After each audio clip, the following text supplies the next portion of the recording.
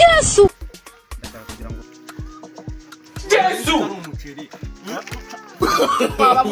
cyagitswera we ngo yawe do kunukibuka tamwa kugira ngo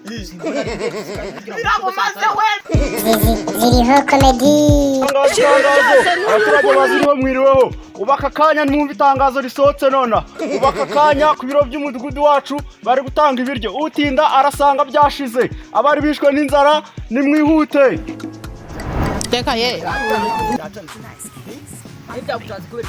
mwana naje kucanga inzara iri nanga iri mirampaka mara wa mugabo Yesu ku mudugudu ngo abantu barimo baratanga ifashanyo mane zo kurya bari gutanga ifashanyo hari umuntu usabye yogeze mu bari kuritangaza cyangwa ndani ntabyo wumvise ndi nabyo numvise nabyumvise aha ndi nabyo numvise ahubwo ni waba wayumva uri kumva inzara iri kumubutanga tananya no gukora ubusa mwana ibyo ndabyumva ari kumenye yuko itangazo waritangaje ndumva nkumbuye ibyo shaka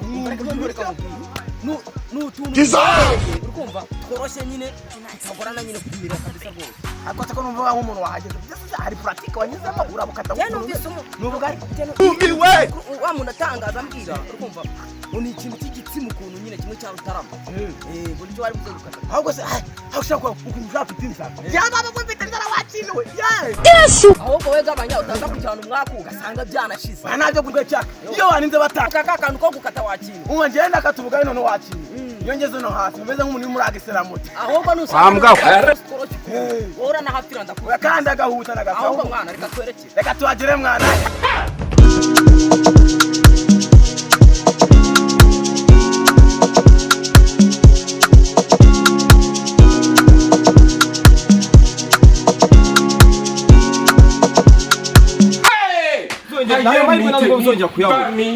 ntabwo muzongera kuyabona utayagiremo amahirwe ahubwo mujye muhage tu ndabona ari nabyishe mani rero ngiye kubanza mbabarure kugira ngo nzabone raporo nzanatanga mwana si byose ahubwo mani reka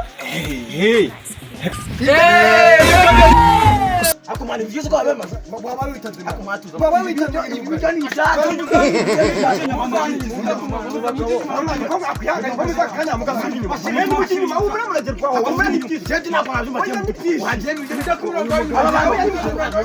Yesu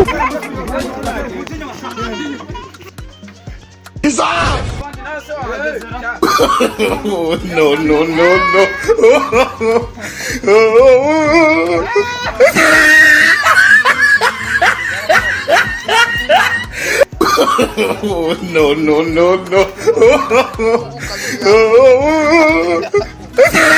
mbega umudugudu mwiza ambwa njyana n'isaka umuceri abamare bakanu nikorera cyenda ryahera kandi rya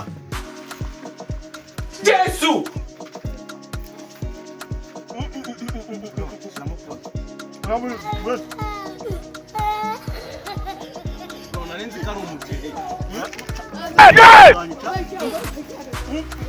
uyu mudugudu n'umwaka utamuzamutora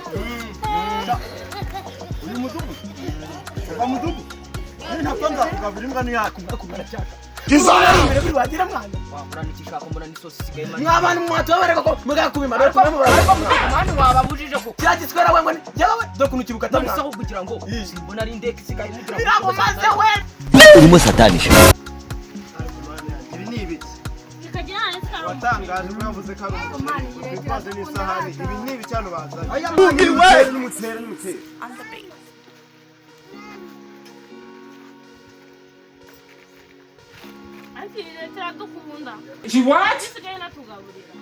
natugaburira kumbona uri gukoraho kora hano nubimara ukore na hariya hano naho ndaryaho kuzengu uri kutubuza kwiriye muryoherwe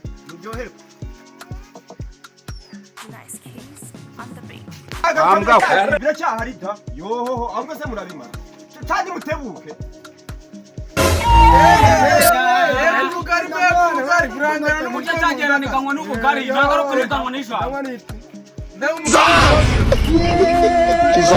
wajyana umutima w'amano uretse mani naranomvise ariho harimo harimo n'inyama z'ubunyobwa buriya na ya kipe ya kabiri yagaruka yari yagerageje none ntabwo nanicuye ni mu bireka twatuzi ko ari byose none ntabwo nanicuruye rwose ibiryo ni ibya rusange biraryoshye Yesu birya ariko man umuntu wabitetse azi guteka aba batetsi barize barize man neza amahirwe adasanzwe amahirwe azarimo ni isosi n'iwanjye nzahiteka no. Mugari waciwe. Ahubwo se mwana. Reko kugira ngo hasi hari ibyo datagiye ahura. ugize ngo uri imana ijyane nzagira avuga ati aba bana ba ibintu byose mfite byo kubyimena mu Kugira ngo si ibyacu mwana.